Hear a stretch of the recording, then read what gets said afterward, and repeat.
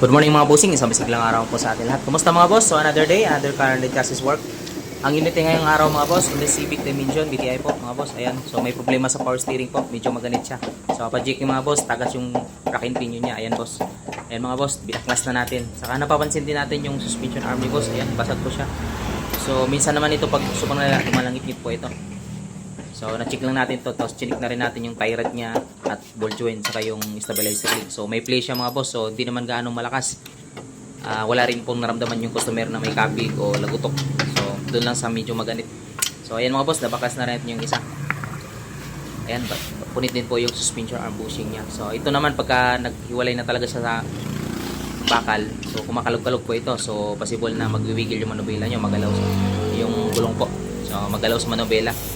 Ayan mga boss, so iluluward din natin to. So bababaan natin ng mga drop natin ng mga 3 fingers so, sa harap at likod po. So kasalukuyan natin ginagawa. Ayan mga boss.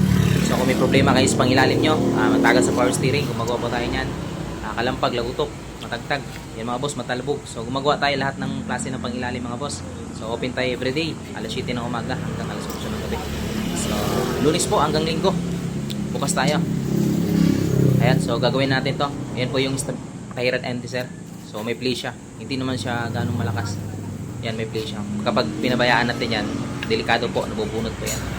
So lalakas yung tuwing kabig niya na maramdaman mo yung lagutok niya. Saka may kabig din po yan. So yan mga boss. Pati itong stabilizer link yan, may play po yan. So maingay yan naman pagka sobrang lala talaga niya, yung halos mabubunot na. Lalagutok po yan pag tuwing nalulubak, tapos tuwing kabig nyo may lagutok po siya. So ayan mga boss, so thank you, ride safe everyone.